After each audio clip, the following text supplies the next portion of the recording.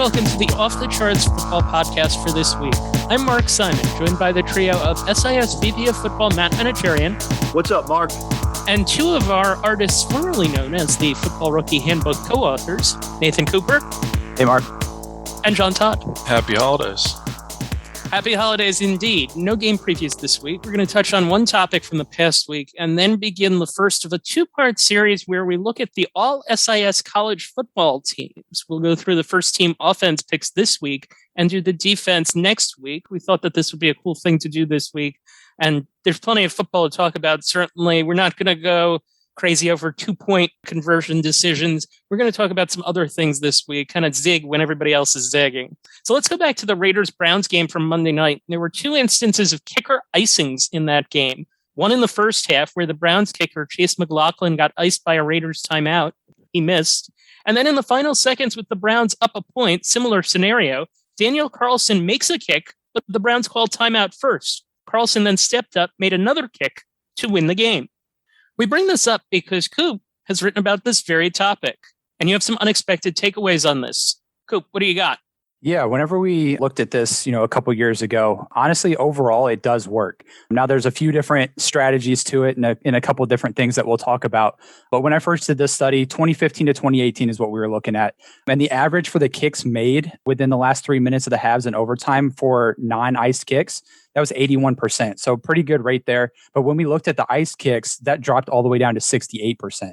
So obviously that 13% drop there definitely telling in the fact that maybe these ice kicks, these mean something. And since then, I've looked at it a little bit. The ice percentage in 2019 sits around 72%. And then last year, it was actually at 90%. Looking at the end of this year, I don't have all the numbers in front of me and calculated yet, but it'll probably be sitting right around between that 72 and 90% range. So honestly, it really depends on the year. So there are a number of different variables that come into play because not all iced kicks are created equal. What about when a kicker takes a practice kick? Yeah, there's actually two different forms of taking the practice kick in my evaluation here. The first is what we call a true opportunity. And that's basically when the timeout's been called, everyone's just sitting there, but the long snapper still snaps the ball. And the kicker now has the opportunity of just standing there, not kicking the ball or kicking it and taking that practice kick. And then the second opportunity is that timeout is called literally right before the snap happens. The play basically goes on as normal, like nobody knows that there's a timeout happening. And in that point, the kicker does take the practice kick, but he's not really doing it out of an opportunity. He's playing just like the snap was going, as normal. So there's a couple of different looks there. So if you start with the true opportunity, when we go back to that original study, 2015 to 2018, kickers were 15 to 26, so about 58% when they took that practice kick when they didn't have to. So pretty low percentage there. But then whenever they had the chance to and didn't, there were 13 to 14. Pretty big difference there in terms of the percentages. And then whenever we looked at the timeout being called right before the snap, the kicker goes to the full routine. Everyone's playing just like normal. Kickers were 24 out of 35, so about 69%. And that was from 2014 to 2020. So still a low percentage there in terms of that. And, either way you look at it. So we referred to the Raiders and Browns game and, McLaughlin and Carlson, both kicks were basically from the timeouts being called right before the snap. So they didn't really have the opportunity to stop. Real quick, because I want to unpack this a little bit more, Coop. Basically, you're saying that ice kicks aren't just ice kicks or not ice kicks. You can let the kicker kick. That's one thing you can do without taking the timeout.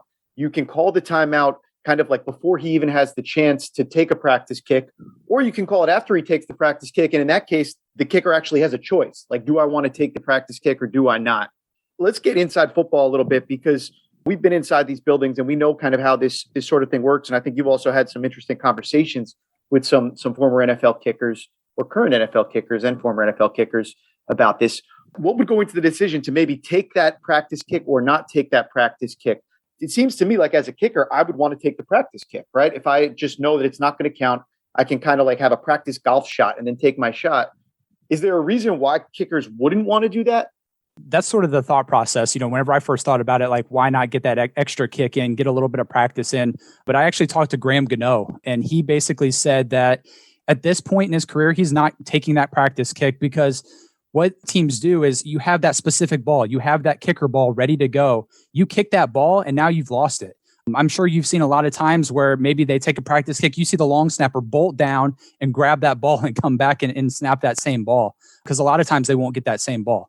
So I think they have the ball, they have the kicker ball ready to go. And if they take that practice kick, now they're kicking a different ball the second time. That's one of the most fascinating aspects to me about this, because like in the whole conversation, like when you take this out to its conclusion, you realize there's more to it than meets the eye than ice kick. I'd rather take that kick and then get that very same ball back. But it's so important because it's the K balls.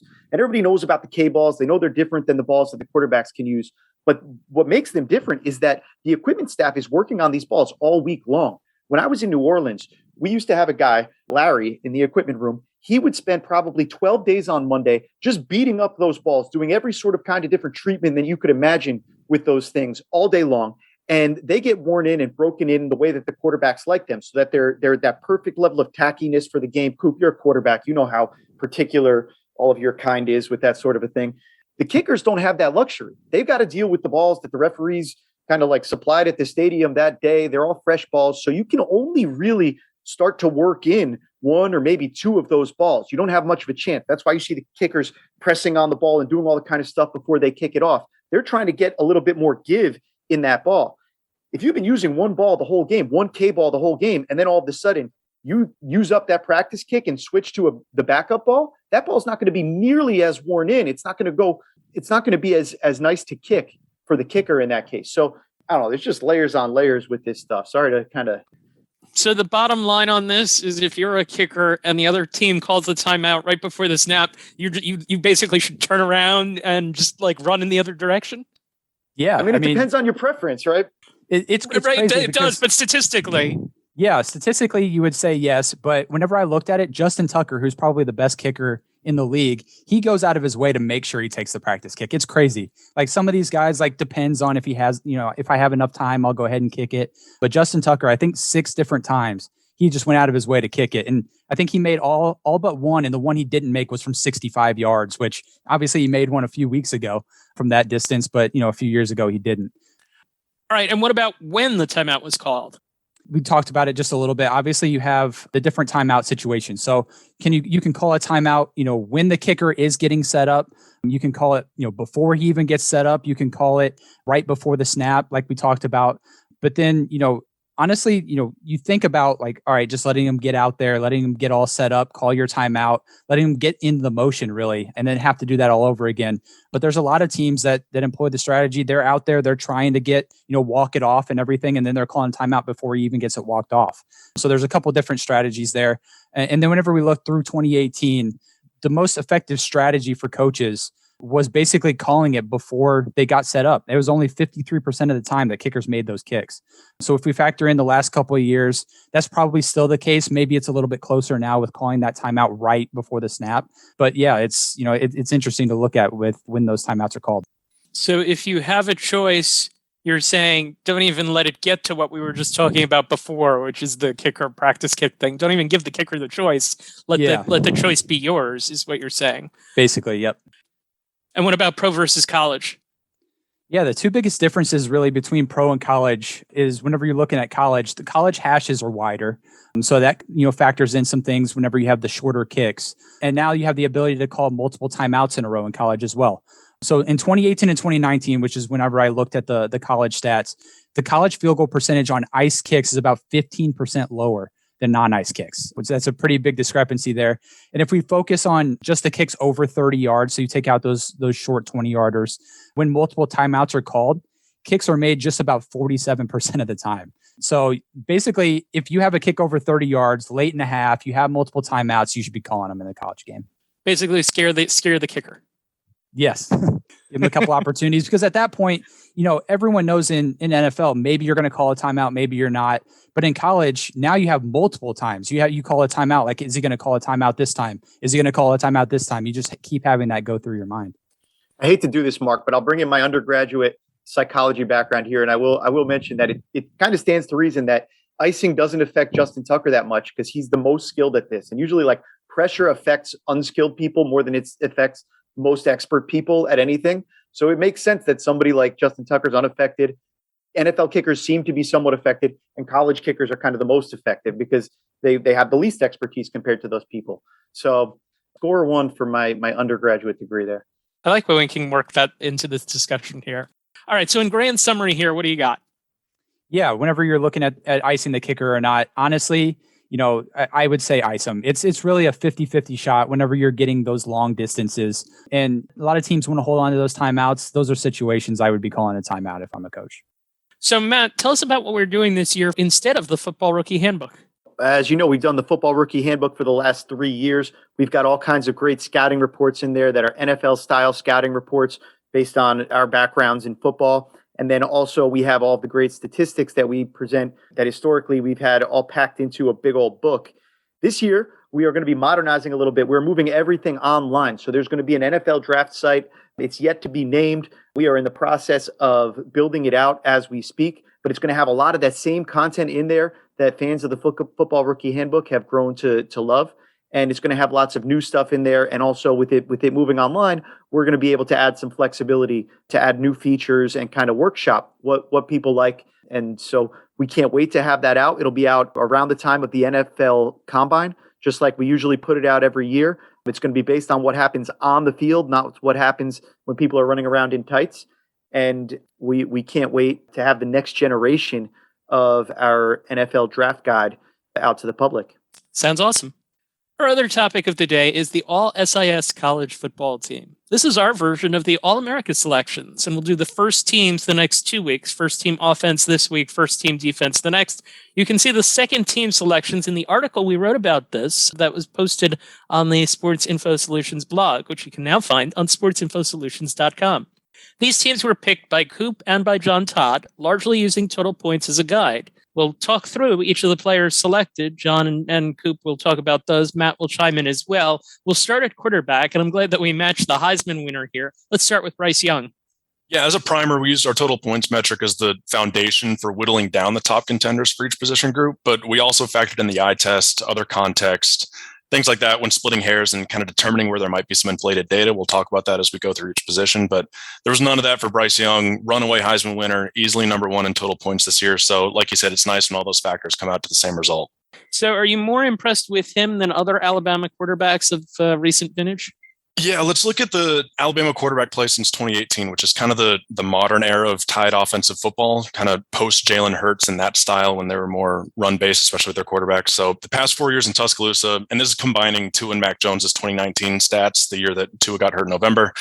If you look at the raw yardage, touchdown, and interception totals for quarterback play combined and everything, remarkably similar year to year, averaging about 4,300 yards, 43 and a half touchdowns, 5 interceptions, which is truly almost exactly what Bryce Young has so far this year. So he's right on par, especially through 13 games this year for Alabama quarterback play lately. But the two key factors this season that stand out in stark contrast to the past 3 seasons of quarterback play is the amount of pressure that he's faced and the success of their running game. So Bryce Young has already seen over 60 more pressures than any of those quarterbacks, taken nearly 20 more sacks. The rest of them were 10 and 12 sacks a year. He's up to 32 this year, and been asked to drop back 100 more times. Alabama's rushing attack is significantly fewer yards, touchdowns, first downs through 13 games this year. Any of those other years, more fumbles, more run stuffs at the line. So the fact that he's done this season, that this basically on par season the past few years for Alabama quarterbacks behind an abnormally poor offensive line for Alabama and without a typically dominant running game to lean on, makes what he's done this year really impressive beyond just those raw numbers. Yeah, John, I think, Bryce Young, the eye test matches the statistics. Statistics are ridiculous. Bryce Young was absolutely phenomenal this year. You see it in the points earned. 20 points earned ahead of Kenny Pickett in terms of FBS quarterbacks for the lead there. Everything about it jumped off the film this year. The stats match it just the same. The question with him, I think, when you start to think forward to the NFL, I was on a 33rd team call a couple of weeks ago. Joe Banner, Mike Tannenbaum organized the thing where you get a lot of interesting people there. And Tannenbaum had went down and seen Bryce Young in person, and he was really, really concerned with the size. I don't think it necessarily, you realize it just watching him, but he's a quarterback below 6 foot, under 200 pounds, or right around 200 pounds, according to what Mike had to say there. And it's something that's going to be really interesting to look forward, because I don't see Kyler Murray, Lamar Jackson type of, I'm so quick that you can't hit me. And when you talk about quarterbacks that size, it becomes just a little bit more of a concern. And I mean, It's it's an age-old debate, but it seems to keep coming up over and over again. How much do you value the size versus what you see on the film with Bryce Young, which is like we say in the stats, it jumps off the charts. So I think that's something interesting to look at as we kind of try to figure out what he is as a prospect going forward. Well, I guess the good news for him is that he'll be back next year and have more time to physically develop. So running back, we took two. Kenneth Walker III from Michigan State. He's our first one. He's a true workhorse back. Yeah, second leading rush in the country overall, number one in yards after contact, total broken and missed tackles, yards per attempt among backs with his level of workload. I was a big fan of his at Wake Forest last year, past couple of years, where we saw a lot of that make you miss ability to thrive after contact in just a smaller sample size. He was a part of a couple running back committees the past few years at Wake Forest, but he joined the Michigan State transfer party this offseason they had, got the full complement of opportunities, made the most of it for sure. He played 70% of their offensive snaps this year for running back, which is nuts. He was the only Spartans running back with a rushing touchdown in 2021. Completely relied upon in their offense, really came through for him. And as a prospect, he's in the mix to be the top back taken in the draft this upcoming season. So again, that ability to kind of create for yourself and everything, those are some coveted traits. Somebody that has shown those traits in flashes the past few years and then really finally gotten the full complement of opportunities and came through. He's a trending up prospect. Broken and missed tackles you mentioned there, they seem to be a predictive stat amongst a lot of what we collect on the college football lever. Javonte Williams was a guy last year, obviously with 73 broken and missed tackles, was outrageous in that regard, and he's been great as a rookie this year. You're looking at Kenneth Walker, he's had 79, so outpaced what Javonte Williams put up last year in that regard. So really projects well when you start to look at that. The other running back is Bryce Hall from Iowa State. He's been great for a couple of seasons now. Coop, go ahead.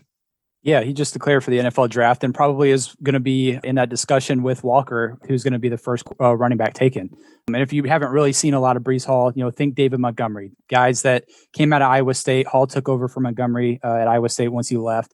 Did a lot of the same stuff, crazy yardage amounts, fifth in the country in yards per game, 20 rushing touchdowns this year, and was one of only 3 players to force 30 or more broken tackles and 30 or more missed tackles there as well. So we talked about the broken tackles with Walker, a lot of what Hall does as well.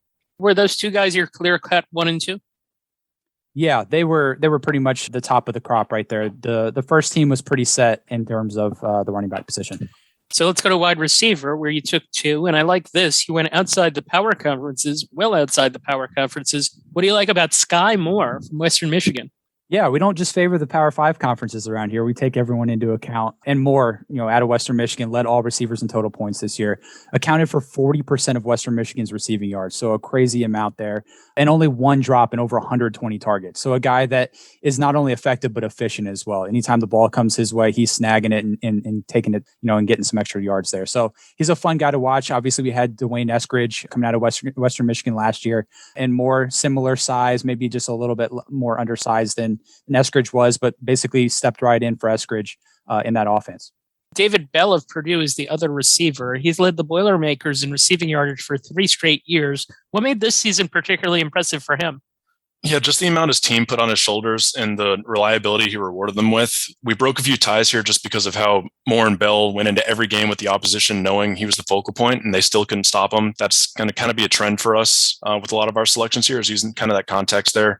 They both showed up in their biggest games too, especially Bell, and Purdue's upsets of, at the time, undefeated number 2 Iowa, number 3 Michigan State, followed by a loss to Ohio State. Bell put up 11 catches in each of those games, total 560 yards and 2 touchdowns. Like you said, he led the Boilermakers in most receiving stats for 3 years now, but this is the one where he manufactured the most after the catch, after contact. He was given the best quarterback play of his career so far, which definitely helps. But his broken and missed tackles, targets per game, after contact stats, most everything was up this year, and we wanted to reward him over maybe someone like Garrett Wilson, who is on our second team but had more elite weapons on his offense around him.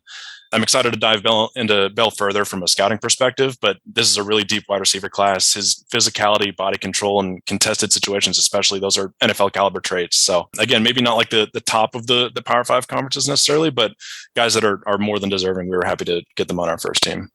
At tight end, Trey McBride of Colorado State. This is someone for whom the numbers are overwhelming. The basic compilation stats and total points, all in agreement on him. Give us something on him that goes beyond the numbers. Yeah, there's a lot of productive players, specifically at tight ends whenever you're looking at college football. but not all of them translate to the NFL. Whenever you look at McBride's game, his game translates to the NFL. 6'3", 260, physically imposing specimen. Still needs to come full circle a little bit on his blocking, which, his size, I think he's going to be able to get all of that. But his receiving ability is there, right away at the next level. Runs good routes, gets open, and catches the ball with consistency. So he's a guy that, for the last couple of years in the Mountain West, really been a focal point for Colorado State's offense. And definitely, like we said, with the total points and all of our metrics, he's, top of the board. Yeah, he stands out to just a ridiculous extent on the total points receiving leaderboard from a tight end. The leaderboard's pretty much all wide receivers and just him. He's up there at number 5 in the country. So that's FBS, FCS. The next tight end on the leaderboard, 27th. One of the crazy things, whenever I looked at the stats on McBride, 90 catches, over 1,100 yards, but only 1 touchdown. So that tells you maybe, Colorado State's offense could have used a little bit, more scoring from him, but, they definitely fed him the ball elsewhere. All right. So this is a couple of years in a row now that I have heard you go very, I guess, gaga, for lack of a better term, on tight ends among college prospects. Does Trey McBride stack up to the one that you guys were all over last year, Kyle Pitts? The easy answer is no. Yeah, no, I don't. Come on, let's not go crazy, Mark. Kyle Pitts, it's special. Yeah, whenever you're looking at Pitts, John watched him last year. We all watched him, and that's a different type of specimen there. McBride's a good player, a little bit thicker, a little bit better inline type of guy. Good receiving ability, like I said, but Pitts is a different animal. So it is possible to really like both a lot, though. Oh yeah, it's just that there's no Lady Gaga in this year's draft. Right. So let's go to the offensive line, and we'll start with the tackles, and we'll start with Charles Cross of Mississippi State. Yeah, maybe not unexpected given the Mike Leach offense, but still a great stat for his NFL outlook. No left tackle in college football has seen more pass protection snaps the past 2 seasons than Charles Cross. He was one of the highest rated recruits to ever sign with Mississippi State. After redshirting his first year, he's been stationed as the air raid blindside protector for over 1,200 snaps since. And he had a 1% pass play blown block rate this season in an offense that was nearly 80% pass. So that's the reliability that you're looking for in that position.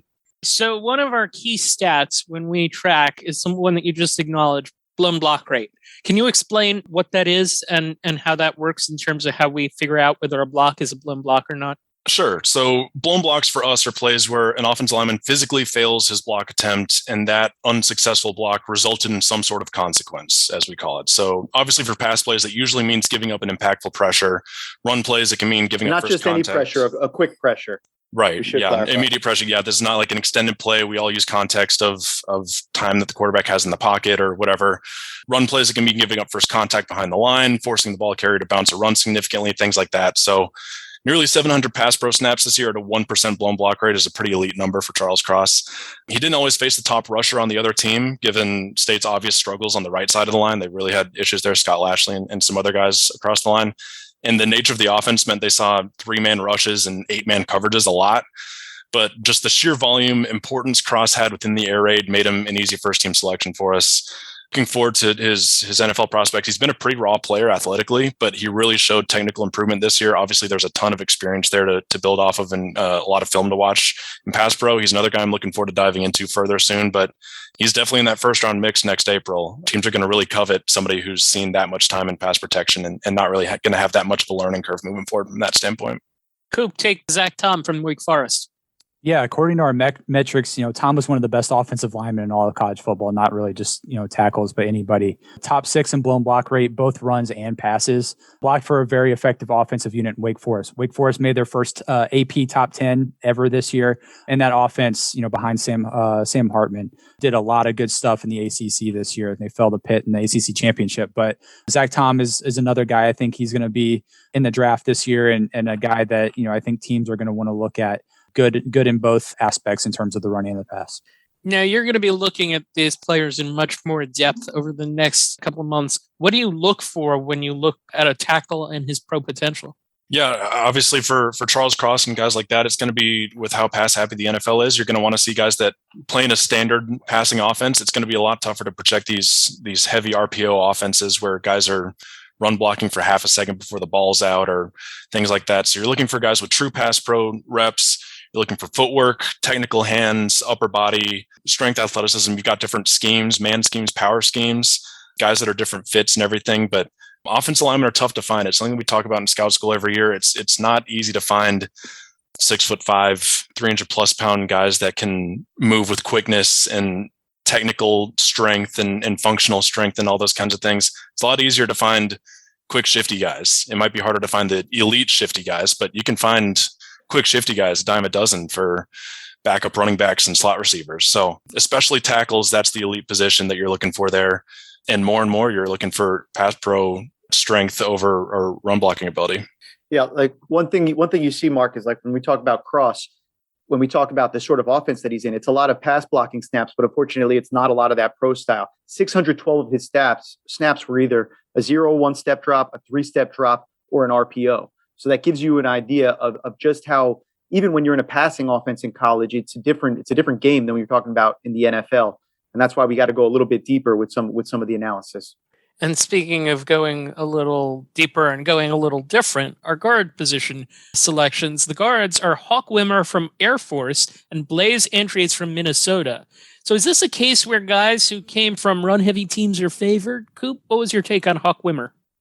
Yeah, you're probably right. You know, the run-heavy teams or the RPO-heavy teams, they did seem to litter the top of the total points leaderboards a little bit. But when you're talking about Wimmer, it's hard to argue against him for this spot. Air Force's offensive line, one of those Joe Moore Award finalists, and their rushing attack put up over 4,000 yards this year. And that was almost 750 more yards than Army, obviously before last night. But he's a guy strong in the run game, good blown block rate. Just a few reasons why he was the top guard in the country and basically the top guard on our list. John, what about Blaze Andrews? For sure, another guy who we really wanted to find a representative from one of the most run-dependent offenses in the country. You can see that volume and contextual importance to your team were kind of deciding factors and trends throughout all of our positions here.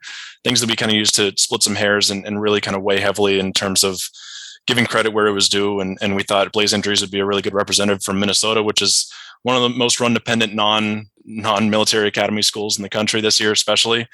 Which was nuts that their running back room was just ravaged by injuries this year. They had 5 backs with over 100 yards this season, and that offensive line was the driving factor, and the Gophers still leading all Power 5 teams in rushing attempts in the regular season.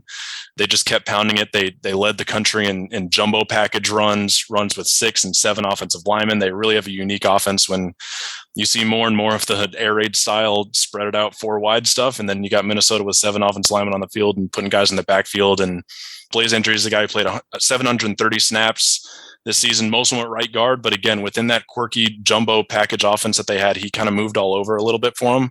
Just a really valuable piece and somebody that we wanted to get a representative from Minnesota on this first team. And with guards, same question that I was asking about tackles. What are you going to be looking for as you study the next couple of months?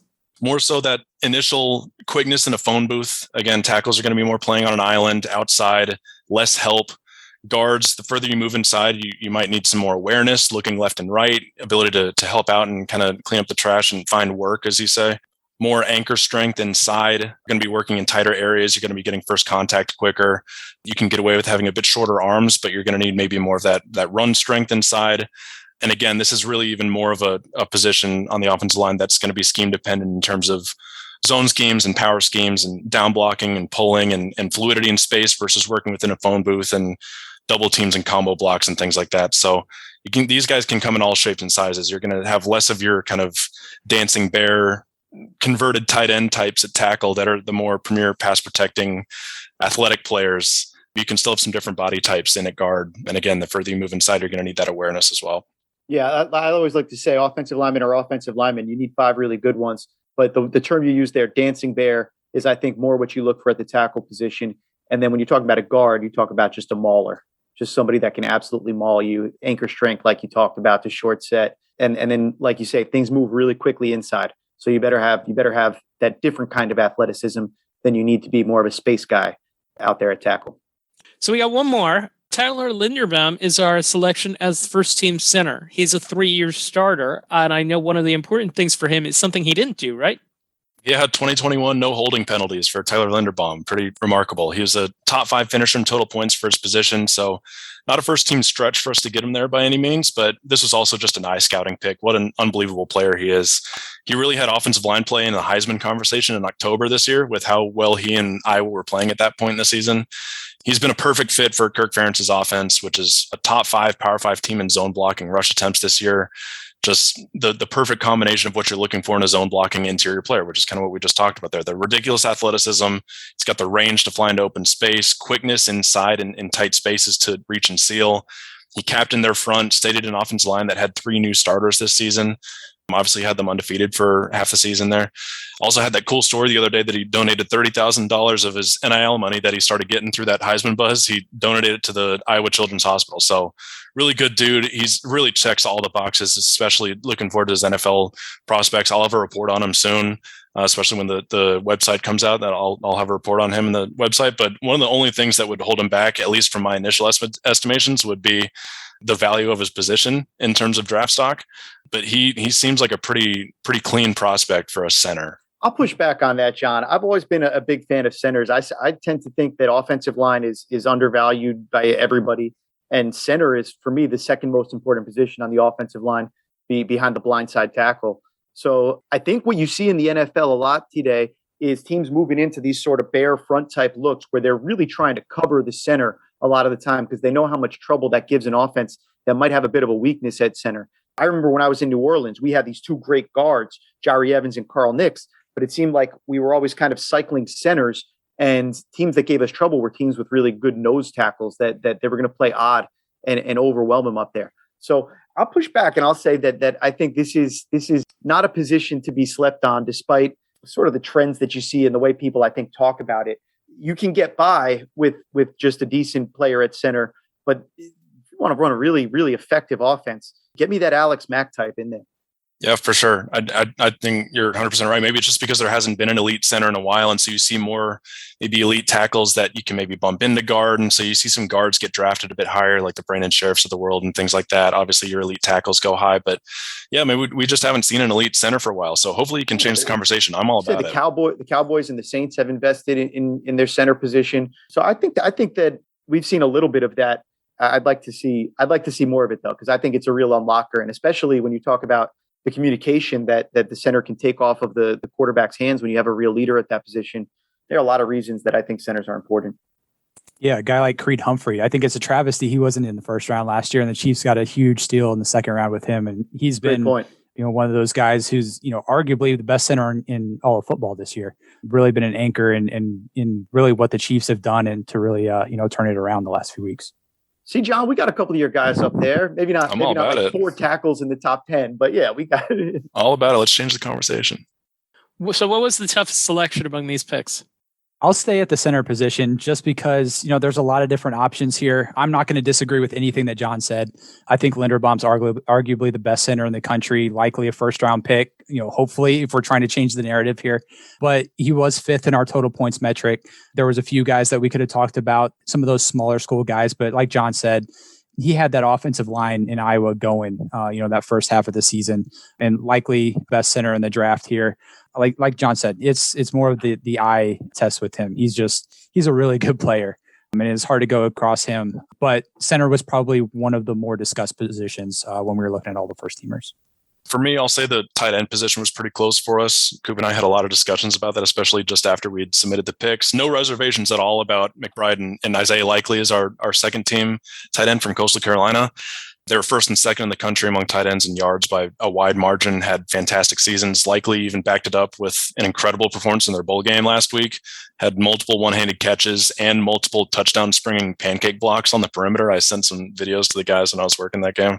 Just a complete performance ahead of his Senior Bowl showcase. So he's going to be a rising player on our second team, and we've already talked about McBride. But man, it was tough leaving Brock Bowers off one of those teams, especially right after we submitted the teams when whatever he did to Alabama in the SEC championship was just incredible. Hindered a bit with how much Georgia rotated. There are 3 great tight ends they have, and in the rotation still had a monster season as a true freshman this season. Body control, toughness, big plays, played in the slot and in line. So we expect him to, again, be in heavy consideration for the next few years. Yeah, those Georgia guys, I do their participation every week. And I think what hindered some of those guys, obviously Georgia, the number 1 team for basically the entire season, a lot of those big time players, they didn't play as much. And I think that's what hindered their total points numbers a little bit. I think if Brock Bowers didn't, rotate in with Washington and Fitzpatrick as much as he did, and he was in there like a normal starting tight end, he probably would have been been on one of the lists or been even more heavy conversation, which is tough to do because we already had a pretty good conversation about it. All right, so we'll be back next week to do the first team All-SIS defense picks. We hope you enjoyed our look at college football this week, transitioning away from the pros a little bit. We certainly did cover the icing the kicker topic. You can find a link to the article that references the All-SIS picks in the show notes, and you can find the stats at the Data Hub Pro at pro.sisdatahub.com. For Matt Manocherian, John Todd, and Nathan Cooper, and our producer Justin Stein, I'm Mark Simon. Thank you for listening to the Off the Charts Football Podcast.